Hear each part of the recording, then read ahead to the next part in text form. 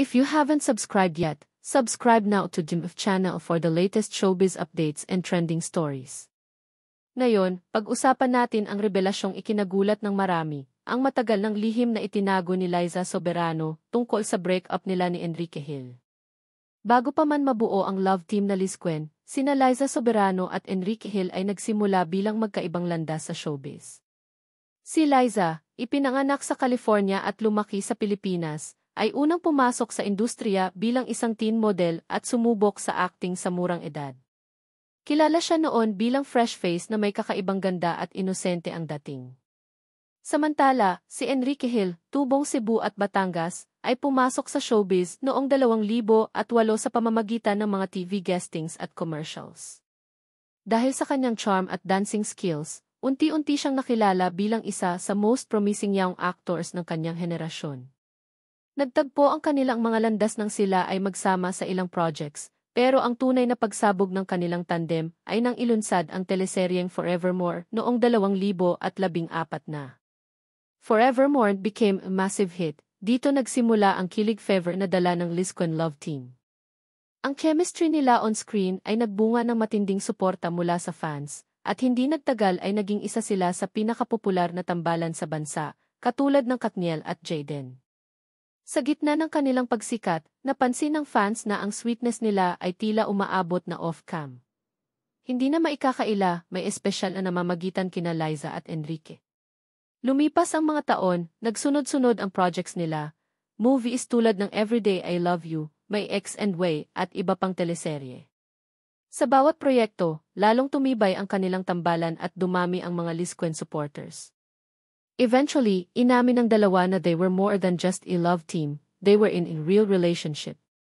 Marami ang natuwa at kinilig dahil bihirang makita na ang isang real-to-real love team ay nagiging totoong magkasintahan.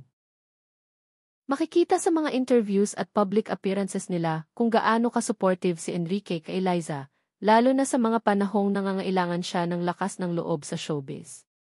Samantala, si Liza naman ay laging proud sa achievements ni Quen. Lisquen wasn't just a love team, it was a real-life love story na minahal at sinubaybayan ng buong bansa. Ngunit gaya ng maraming relasyon, dumating din ang unos. Sa loob ng 3 taon, naging palaisipan sa mga fans kung ano nga ba ang tunay na estado ng relasyon nila.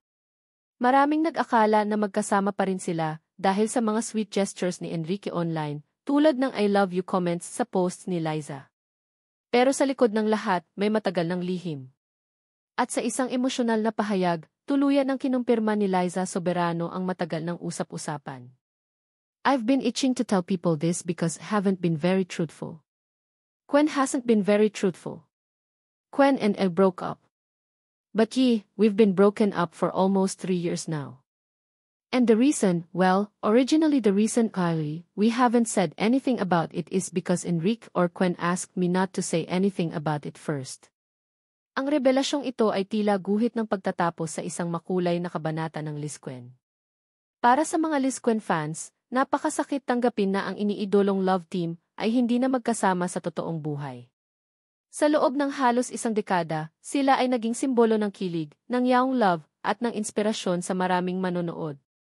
Ngunit gaya ng sinabi ni Liza, may mga bagay na hindi madaling ibahagi kaagad at minsan, ang katahimikan ay bahagi ng proseso ng paghilom.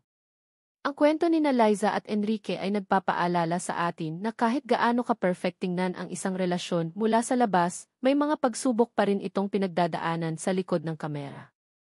Hindi lahat ng iniidolo natin ay kasing perpekto ng kanilang mga karakter sa pelikula o teleserye.